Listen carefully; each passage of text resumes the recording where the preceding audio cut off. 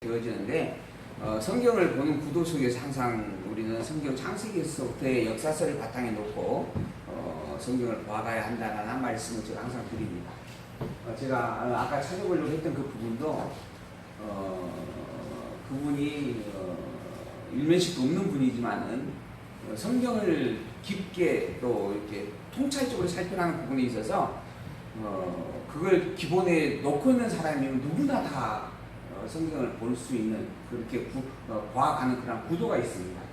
그래서 성경을 저만 이렇게 이야기하는 게 아니고 다른 목사님들도 이렇게 보시는 분들이 있다, 또 이렇게 실제로 성경을 보는 게 맞다라고 하는 것을 제가 좀 보여드리기 위해서 그분의 것을 좀 찾아보려고 했던 건데, 사실 우리가 신학교를 가게 되어지면 신학교에 가서 처음 배우는 게 그런 내용입니다.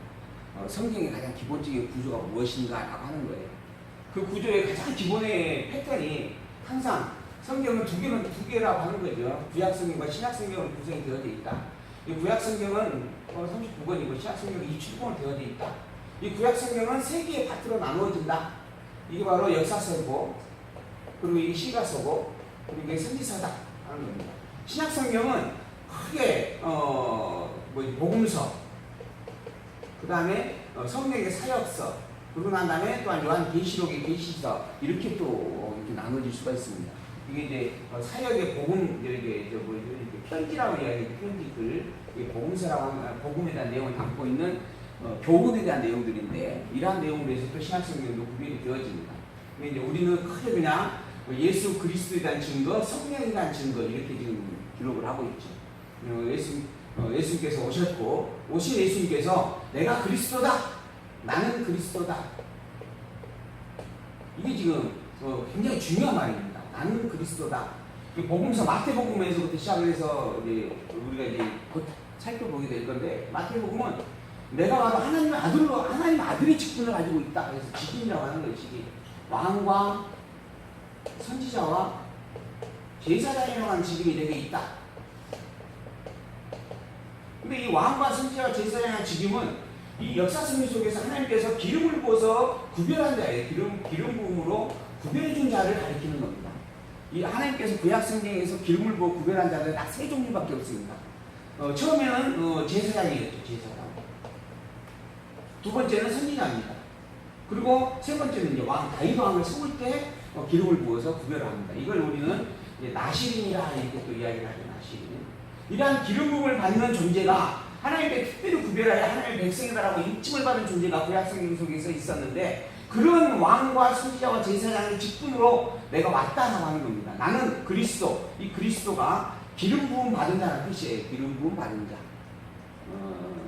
히브리어는 메시아, 헬라어로 아니요, 히브리어 메시아, 그다음에 헬라어로 그리스도라고 이렇게 표현하죠. 그래서 이 메시아 그리스도, 기름 부음을 받은 자, 하나님께서 기름을 부어서 당신 백성을 구원할 자로 보낸다, 이런 이야기입니다. 그런 기름 부음으로 구별된 자의 직분을 내가 다 가지고 있다. 그리고 바로 나는 그리스도다. 곧 나라고 하는 이 존재가 바로 예수님인데, 이 예수라고 하는 이분, 당신 자신은 그리스도다, 이것을 직접 증거를 해내는 사건이죠. 마태복음, 마가복음도 마찬가지입니다. 마가복음에서는 예수님의 신분이죠. 신분. 직임 신분, 그 다음에 세 번째가 사역, 그리고 본성, 이렇게 이야기하죠. 신분, 내가 하늘에서 온 하나님의 아들이었다 라고 이야기를 하죠. 그런데 그런 내가 이 세상에서 버림을 받았고, 그리고 피 흘려 죽었다. 왜? 너희들이 죄 때문에 죽었다. 그래서 내가 비하의 신분, 이게 승귀의 신분, 비하의 신분, 이렇게 해서 신분이라고 하는 개념으로 이제 정리를 해놨는데, 어쨌든 나의 본분은, 나의 본질은 하나님의 아들로서의 본분이고, 그런 내가 이 세상에 와서 너희들의 모든 죄를 짊어졌다 라고 하는 것을 증거해 줍니다. 바로 나는 그리스도다 하는 거죠. 그리고 누가복음은 예수님께서 구주를 행한 일들을 처음부터 끝까지 자세하게 시간적으로 배열을 해냅니다. 그래서 복음서의 가장 기본적인 사건을 보려면 누가복음을 보면 돼요. 그러니까 누가복음에서는 예수님께서 오셨을 때부터 행하신 일들 사건 하나하나, 제일 처음에 행하신 기적이 바로 결혼식장에서 혼인잔치 할 때 포도주가 떨어졌을 때 포도주를 만들어내는 사건이죠. 이게 처음 예수님께서 기적을 행하신 일입니다. 이러한 일부터 시작을 해서 예수님께서 행하신 사건들을 시간적인 순서대로 정리해 놓은 게 누가복음입니다. 그리고 난 다음에 이 누가가 나중에 사도행전을 기록을 하죠. 이렇게 내가 처음부터 있었던 일들을 그대로 기록한 그 다음에 두 번째 서신입니다 하고 로마에 있는 로마 왕에게 황제에게 보내는 편입니다.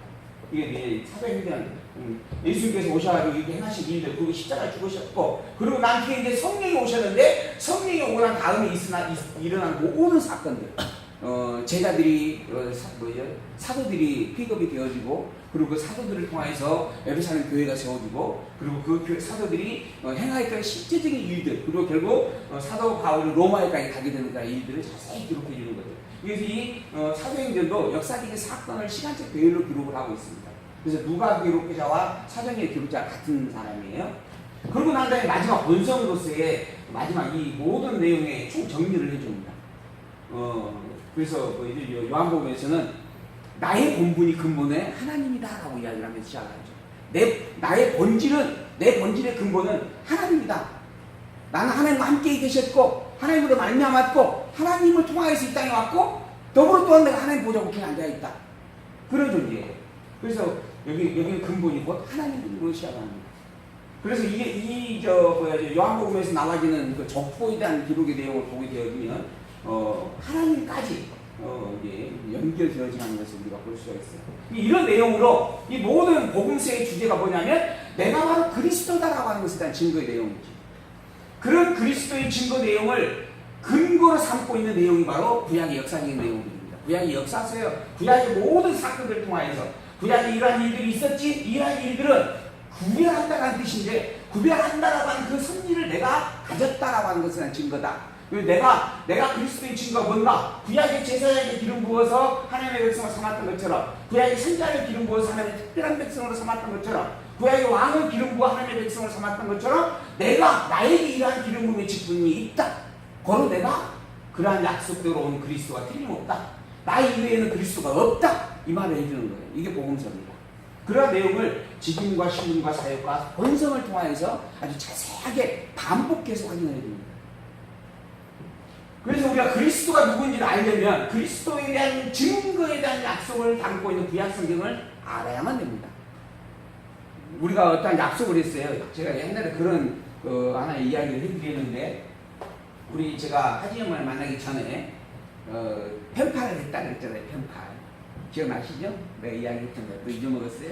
편파를 해가지고 제가 이제 군대에 있을 때 편파를 제가 이제 얼굴이 좀 이렇게 드러내기가 어려운 상황에서 얼굴 없이도 제가 편지를 잘 써요. 그러면 많은 아가씨들이 편파를 받았는데, 그 중에 이제 한 아가씨가 신앙적 상담을 써서 편지를 보내왔어요. 그래서 그 아가씨를 한번 만나봐야 되겠다 해가지고 제가 제대를 하고 나서 이제 만나기로 약속을 해요. 그리고 약속 장소를 정하고, 약속 장소 어디였냐면 광주 광천터미널 시계탑 앞이었어요. 그리고 거기에서 내가 신문지를 똘똘똘 마른 신문지 하나를 내가 들고 있겠다.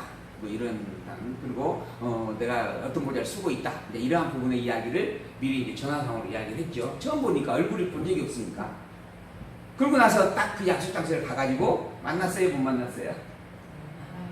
만났잖아요, 제가. 그래가지고 또 밥도 사주고 그리고 보냈죠. 근데 그렇게 알아볼 수 있는 게 뭐냐면 미리 알려준 증거가 있었기 때문이에요. 어떤 옷을 입었고 어떤 모양을 하고 어떤 모자를 쓰고 있고 또 무엇을 들고 있다, 이런 이야기를 해줬기 때문에 저 사람이구나 하고 알 수 있는 거죠. 마찬가지예요. 하나님께서는 그리스도 메시아를 보내겠다라고 하는 약속을 해주었어요. 이게 구약 성경을 통한 약속의 핵심입니다. 그래서 우리가 구약을 옛언약 그러잖아요. 옛언약. 이 옛언약은 뭘 말하냐면 내가 메시아를 보내겠다라고 하는 거예요. 메시아를 보내겠다. 그런데 실제로 메시아가 왔어. 그러면 백성들이 정말 저분이 메시아구나 알아야 되는데 그 알 증표가 있어야 되잖아요. 그래서 이제 이 구약의 약속을 하면서 내가 메시아를 보낼 건데 그 메시아는 이런 증거를 가지고 있을 것이다 라고 이야기해 주는 겁니다.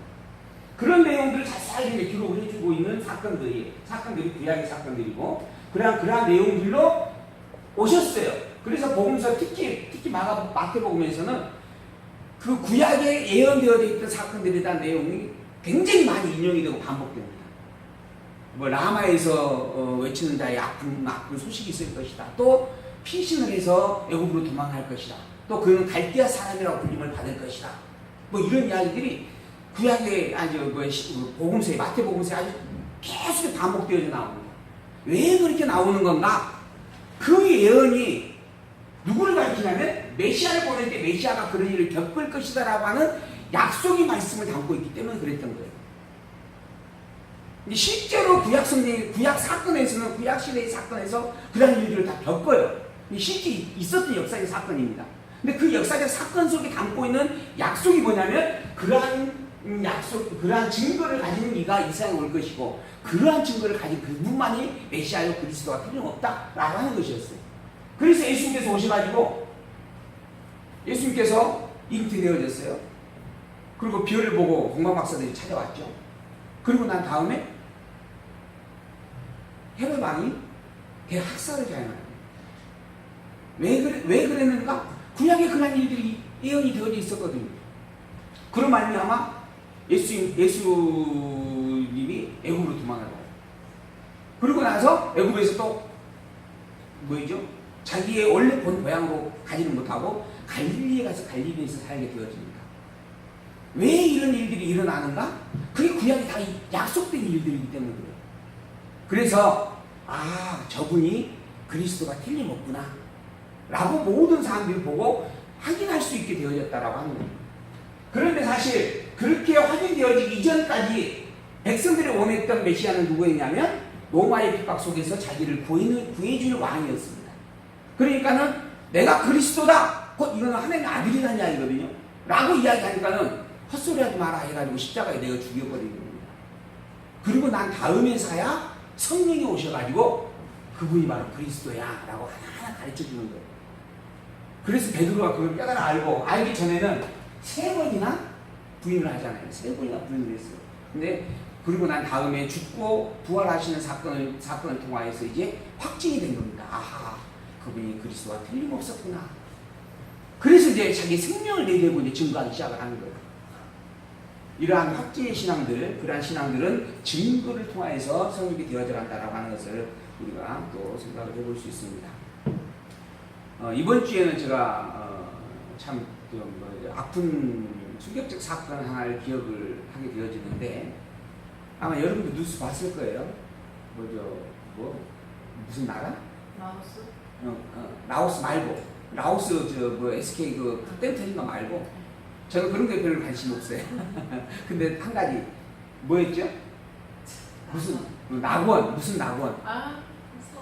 여기 섬 하나 이렇게 외국에 있는 섬 하나 이렇게 해가지고 우리나라에서 비자를 발급해가지고 그쪽으로 이민을 가게끔 해가지고 그곳에다가 다 집결을 모아가지고 몇백 명 모아놓고 자기를 하나님을 믿게 했다. 그리고 나중에 이제 혹시나 탈퇴하려고 그러면 막 쥐어패고 그러고 그 중에 3명이 도망 나와가지고 이렇게 결국 고발하게 되었던 그런 사건에 대한 내용입니다. 근데 거기에 그 내용들을 보면서 그게 우리나라 국내 안에서는 참 이렇게 많이 있는 일들이잖아요. 그러니까 그러려니 해요. 근데 외국에까지 가가지고 섬 하나를 그렇게 장악을 하고 그곳에 교육을 세워가지고 그것이 뭐 천국이라고 그것이 지상 낙원이라고 이야기를 하면서 가르치는데 그 목사님을 따라서 그곳에 수많은 사람들이 있었다라고 하는 거. 저는 이게 너무 참 아픈 일로 충격이었어요. 더더구나 우리나라가 아니라고 한다면 끌려갔다라고 할 수 있어요. 근데 거기는 스스로 비자를 다 내고 스스로 그곳을 찾아갔다라고 하는 거거든요. 비자는 본인이 가야만 해주는 겁니다. 근데 그러한 일들이 있었다라고 하는 부분에 대한 내용을 접하면서 그렇게 가르치는 목사야 원래부터 사기적 성격을 가졌으니까 그런다 치지만은 또 그게 자기에 대한 일이니까. 근데 또 그곳에서 그 많은 특히 젊은이들인데 그 많은 이들이 그곳에 합류하고 또 자진해서 그곳을 가가지고 머물러 있었다라고 하는 부분을 들으면서 참 우리가 얼마나 정말 어두운 생각을 가지고 사는가, 그리고 좀 더욱더 분별해야 될 일들이 얼마나 중요한가라고 하는 생각을 많이 해보았어요. 어쨌든 오늘 수업은 제가 이상한 부분은 오늘은 좀 많이 빠지셔가지고 조금 제가 여유롭게 그냥 진행을 할까 해서 그랬던 것 같아요. 복음서 일단 구약 성경을 정리해 볼 때 역사서, 시가서, 선지서로 고양이를 하다가 달려버렸구나. 그 목사님이 저도 처음 뵀는데 그 목사님이 이런 구도에 대한 이야기를 하시는 거예요. 근데 사실 이건 신학교를 가면 가장 먼저 배우는 겁니다. 근데 한국교회에서는 이런 가르침을 한 목사님들이 별로 없어요. 배우기는 그렇게 배워와가지고 그냥 너무 이렇게 한 구절구절에 편협되어져가지고, 근데 조금 전체적으로 보게 되면 이런 구도는 너무 기본적인 구도입니다. 그리고 그분이 하시는 이야기예요. 이 시가서는 이 세 가지 중에 가장 중요한 걸 꼽으라 그러면 자기는 역사서를 꼽겠다라고 이야기해요. 왜 그러냐? 시가서가 이 역사서 안에서 있었던 일이고, 선지서도 사실 이 역사서와 함께 있었던 일이기 때문이다. 이러면서 이야기를 하시더라고요. 근데 이제 이 역사서를 정리를 해보면 하나님께서 아브라함을 부르셨어요. 그 이전에 노아도 있었고 그 이전에 아담도 있었어요. 그러나 이제 가장 이제 성경의 기본 골격으로 정리되는 게 이스라엘 역사니까 이 이스라엘의 열조인 아브라함이 이제 등장합니다. 그러고 난 다음에 하나님께서 아브라함에게 3대 언약을 세웠어요. 이게 자손 땅 통치라고 하는 세 가지 언약이었습니다. 그러고 난 다음에 모세가 등장을 하죠. 이 아브라함이 바로 BC 2000년경 사람입니다. 그러고 난 다음에 모세가 등장을 하고 이게 BC 1500년경 사람인데 500년 후에 등장을 했어요. 아브라함의 자손들이 400년 동안 애굽에 가서 종사를 했어요. 그 후에 등장하는 겁니다. 때가 되어지면 하나님께서 모세를 보내가지고 모세로 하여금 이스라엘 백성을 이끌고 광야로 나오게 하죠. 홍해를 건너서, 그 다음에 광야를 건너서, 그리고 이제 가나안 땅에 들어가게 합니다. 이게 40년이라고 하는 시간의 역사였죠.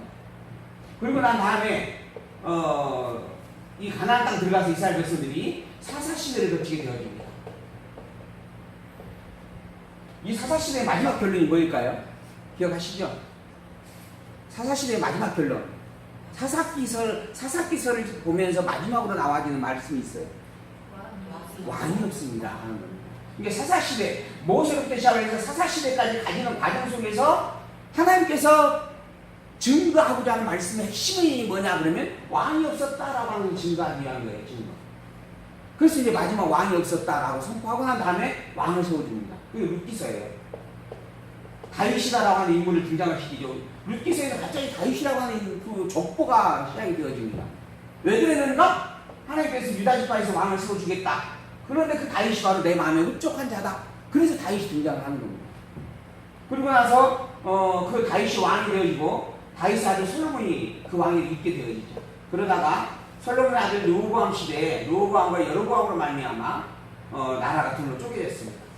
그리고 이 여로보암으로 말미암아 나와진 북이스라엘은 721년 아수르에게 멸망을 당했고, 그리고 난 다음에 남쪽 유다는 587년 솔로몬 성전이 무너지면서 바벨론에게 침략을 당하고 약탈을 당하고 멸망이 되어져 버립니다.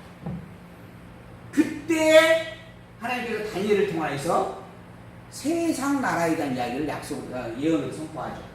그래서 아수르, 그리고 난 다음에 바벨론 이 제국 시대를 거쳐서 파사 제국이 등장을 하게 되어지는데, 이 파사 제국, 그 다음에 헬라 제국, 그 다음에 로마 제국이에요. 이제 로마 제국. 그리고 나서 예수님께서 오시는 겁니다. 이 파사 제국, 헬라 제국, 로마 제국, 다 바벨론, 파사, 헬라, 로마 제국이란 이 이야기들을 다니엘을 통하여서 하나님께서 선포해 주는 내용이죠. 이게 다니엘서 말씀이 있습니다.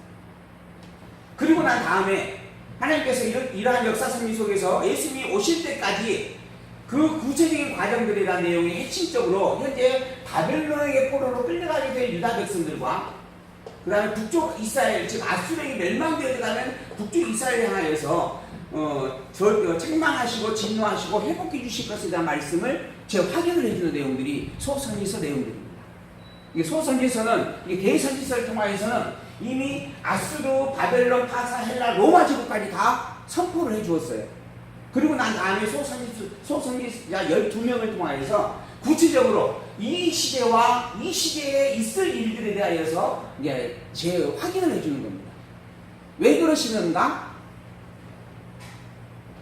이 당시에 지금 이 백성들을 향하여서 하나님께서 행하고자 하는 섭리의 방향과 그 뜻이 무엇인지를 가르쳐 주기 위해서 그런 겁니다. 그 내용을 정리해 보면, 죄라고 하는 것, 이것은 하나님의 진도를 반드시 받게 되어져 있다라고 하는 이야기입니다. 근데 너희들이 죄를 지었다, 바로 너희들은 나에게 매를 맞을 것이다 하는 거예요. 그러니 회개하고 돌아오라 하는 거죠. 그럼에도 불구하고 백성들은 계속해서 범죄를 합니다. 그래서 결국 하나님의 진노를 받고 아주 처참한 몰골을 가질 수밖에 없게 되어지죠. 가진 건 아무것도 없이 다 이 열방들에게 빼앗겨버리게 되어집니다. 그런 상황에서 더 이상 우리가 이제 소망이 없구나, 그리고 염치도 없구나 라고 하는 이제 그러한 절망에 빠지게 되어지죠. 근데 그때 하나님께서 회복을 해줍니다. 긍휼을 베풀어 주시는 거예요. 이 회복과 긍휼이라고 하는 것이 하나님의 절대 주권에 의한 것이고 일방적 선포다라고 하는 것을 말씀을 해주는 거예요. 내가 거저주는 것이다. 내가 너희들에게 어떠한 조건과 아무 상관없이, 원래 너희들의 죄라고 하는 부분과 죄와 의가 있어요. 죄라고 하는 부분은 진노고 의라고 하는 부분은 복을 주겠다라고 하는 것이 모세의 언약입니다. 근데 모세의 언약을 너희들이 적용해서 너희들이 죄를 지으면 내가 때린다, 반대로 너희들이 의를 행하면 복을 주겠다 했는데 너희들은 본래부터 의를 행할 수 없는 자였다. 이게 인간의 모습이었어요. 그저 너희들은 죄를 짓다가 멸망할 수밖에 없는 존재였다라고 하는 겁니다. 그 결과 모든 인간은 다 멸망뿐이에요. 그런데 그 중에서 유다 백성 너희들에게는 내가 특별히, 이스라엘 백성들 너희들에게 특별히 회복을 해주겠다, 내가 긍휼을 베풀어주겠다라고 하는 거예요. 이건 내가 절대적인 주권으로 일방적으로 준 선물이다. 그래서 묻습니다. 왜 그러셨어요? 그랬더니 뭐라 그럴까요? 너희들의 열조인 아브라함과 이삭과 야곱에게 있어요. 아브라함과 이삭과 야곱에게 내가 언약한 일이기 때문이다 하는 겁니다. 너희들이 어떠한 행위를 하던 그 행위에 구애받지 아니하고 내가 그 이전에 너희들이 선포한 우리 3대 언약, 우리 언약은 반드시 이루어진다 라고 하는 거죠. 그래서 또 묻습니다. 왜 그러셨어요? 그때 뭐라 할까요? 그때 뭐라 할 것 같아요? 왜 그러셨어요? 하고 물으니까 뭐라 할 것 같아요? 내 맘이지? 아니 좀 정확하게 성경적으로 내가 바로 여호와이기 때문에 그렇다. 내가 여호와이기 때문에 그렇다. 이게 성경의 내용입니다. 빼시고 싸매신, 그리고 이 모든 것들의 결론, 내가 바로 여호와이기 때문이다. 다른 말로 표현하면 계시다라고 하는 거예요. 계시, 하나님에 대한 계시, 하나님 당시 여호와임을 알게 하신 일, 이것을 기록하는 게 특별계시서의 성경입니다. 특별계시서. 이게 성경이에요. 이게 성경을 다른 말로 말하면 특별계시서라고 이야기하는 거예요. 근데 이거는 모든 사실 목사님들이 다 아는 이야기입니다. 성경이 뭔가요? 하면 하나님의 말씀, 하나님에 대한 특별계시서. 그러면 하나님에 대한 특별계시서라고, 계시서라고 하는 것이 분명하면 그 모든 내용도 이래서 하나님이 여호와임에서 알려주는 이야기구나 이렇게 봐야 되잖아요. 근데 그러지 아니하고 복 받으려면 이렇게 해야 돼, 하나님한테 왜 맞지 않으면 저렇게 해야 돼, 네, 이렇게 되는 거예요. 제가 지금 어제 요나서를 살펴보았는데, 요나서 내용 전체를 보게 되어지면 선지자를 하나님께 부르셨어요. 선지자 부르. 그리고 난 다음에 선지자에게 소명을 줬어요. 근데 선지자가 도망을 가. 나 일 안 하겠어 하고 도망을 갑니다. 그런데 그 선지자를 끌어다가 이제 니느웨 성으로 보내고 니느웨 성을 구원을 해줬어요.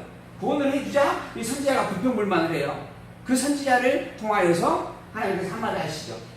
박너쿨 하나를 주고 난 다음에 그 박너쿨을 통하여 너는 박너쿨 하나를 가지고도 이렇게 애절하게 아끼고 사랑하는데 하물며 그 많은, 그게 10몇만이었어요. 15만이었던가요? 아마 성경 보면 그렇게 기록이 돼요. 15만 명에 대한 많은 사람들과, 그리고 그곳에 사는 있는 생명들이 얼마나 많지 않느냐, 육족들이 있지 않느냐, 내가 그들을 사랑하는 것이 어찌 마땅치 않겠느냐 라고 이야기를 하시면서, 이게 지금 요나서예요. 요나서는 1장에서 4장까지 있습니다. 근데 1장에서 4장의 내용을 정리하면 일하기 싫다 하는 선지자에 대한 이야기, 그리고 일하고 난 다음에 열방 아수르의 성 니느웨가 구원받는 사건, 이러한 내용이에요. 이러한 내용 속에서 하나님은 그들을 사랑했다라고 하는 이야기가 끝입니다. 그래서 이 요나서를 딱 보면서 회개하면 복 받는다, 회개해야 된다. 그 다음에 누구든지 기도하고 기도하고 믿기만 하면 구원을 얻는다. 이게 예수께서 하신 이야기죠. 사도행전 3장 16절, 요한복음 3장 16절. 주 예수를 믿으라. 그래야 너와 내 집이 구원을 얻으리라. 그런가요? 요한복음 설명시 하도 자주 쓰는 이야기인데 그 노래가 있는데요. 근데 어쨌든 봐라 누구든지 믿기만 하면 구원한다고 하는 거 얻는 건 아니겠느냐? 구원해주시는 건 아니겠느냐? 하나님은 만인구원자이시다. 만인구원.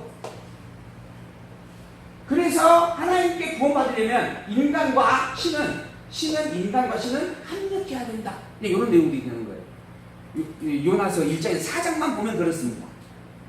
근데 요나서의 본질의 핵심이 뭐냐 하면 유다 백성들의 구원이에요.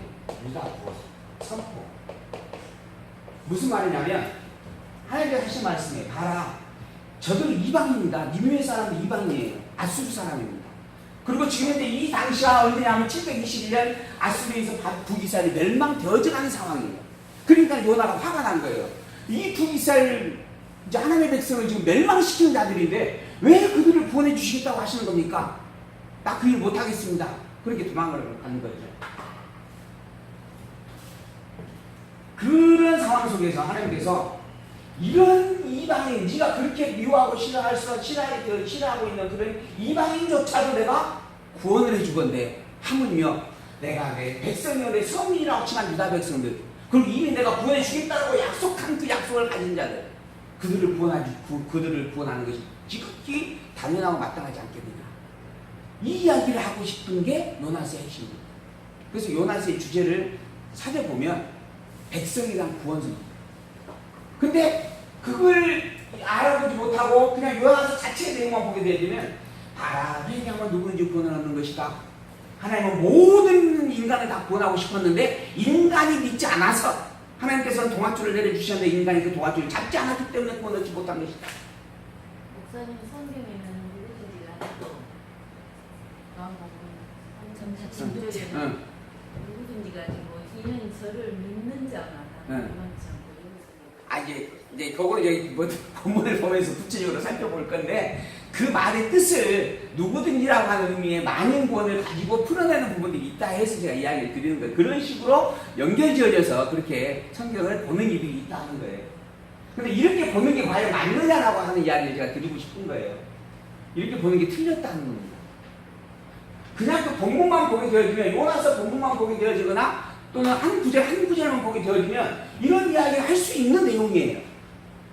그런데 이런 내용이 본질이 아니에요. 이 말을 하려고 하는데 쓴 글이 아니라는 거예요. 그 말을 쓴 뜻은 이것이었다라고 하는 거예요. 그래서 그 다음에 나와있는 게 이제 나훔 선지자인데요. 이 나훔 선지자가 1장에서 3장까지 있어요. 근데 이 나훔 선지자가 기록한 1장에서 3장까지의 모든 내용은 뭐냐면, 이 니느웨 성 구원 받았었지? 근데 실상 이 니느웨 성의 아수르라고 하는 이 나라는 내가 멸망시킬 나라였다. 이야기를 해요. 이게 나훔서 전체에 대한 내용입니다. 그들을 내가 철저히 없애버리겠다. 그들을 내가 때릴 수밖에 없는 이유, 그리고 어떻게 때리겠다라고 하는 과정들, 이런 내용을 나훔 선지자를 통해서 1장에서 3장까지 전부 다 그런 내용만 기록을 하고 있습니다. 그러니까 결국은 누구든지가 아닌 거예요. 하나님께서 그 시대에 있는 니느웨 성의 백성들만을 꼭 집어서 그들을 구원시켜 주는 사건을 통하여 하물며 성민인 너희들은 반드시 구원을 받는다. 이 말씀을 요나를 통하여서 선포하고자 했던 거예요. 근데 이것이 요나서 자체만 가지고는 안 보인다는 거예요. 그럼 이것을 볼 수 있는 요지는 무엇인가? 요나서와 더불어서 소서지서 전체의 구도를 한눈으로 볼 때만 보인다라고 하는 거예요. 그래서 성경을 볼 때 이런 어떤 그 창세기에서부터 이렇게 이어져 가는 전체적인 맥락을 우리가 항상 새기면서 본문을 살펴가는 게 지혜 있는 일이다라고 하는 것 말씀을 드리고 싶어서 제가 서론을 조금 길게 이야기 드렸습니다. 그리고 이어서 이제 우리가 오늘 본문을 보게 되어지면 북왕주 패망에 대한 내용 가운데 있어서 호세아서죠. 지금 호세아 북왕주 패망과 회복에 대한 그런 예언의 말씀이다. 구체적으로 호세아서 내용은 패망과 회복에 대한 개관 예언, 북왕주 패망에 대한 예언, 북백성에 대한 회복에 대한 예언. 근데 오늘 우리가 지금 보려고 하는 것은 이 앞 시간에 이제 보다가 말았던 패망 과정에 대한 예언의 말씀, 6장에서부터의 말씀을 이제 하나하나 살펴가 보려고 이야기를 합니다. 호세아서 1장에서부터 말씀은 패망과 백성의 회복에 대한 예언의 말씀 1장에서 2장 7절까지 말씀 선지자를 부르셨고, 그리고 그 선지자를 통하여서 북왕조에 대한 패망을 예언하게 되어지는, 그리고 선지자로 하여금 그것을 증거해 주기 위해서 음란한 여인을 데려다가 아내로 삼게 하였고, 그 아내로 말미암아 아들들을 낳게 하는 그러한 사건들이 있었음을 기록을 해주고 있습니다. 그러면서 유다 그 백성들에 대한 악함을 증거해 주었고요. 그러한 악한 백성들을 통하여서 하나님께서 진노하실 것을 구체적으로 예언하고 있는 그러한 말씀들, 그들이 하나님을 잃어버렸고 우상을 숭배했다라고 하는 거죠. 그리고 또한 지도자들은 백성을 거짓된 그런 길로 인도해 갔다. 그래서 환난을 면치 못한다라고 하는 말씀들이 4장 5장까지 기록이 되어져 있었습니다. 그리고 이제 구체적으로 패망에 대한 이야기들을 이제 6장에서부터 선포해 주게 되어집니다. 잠시 쉬었다가 6장 본문에 있는 말씀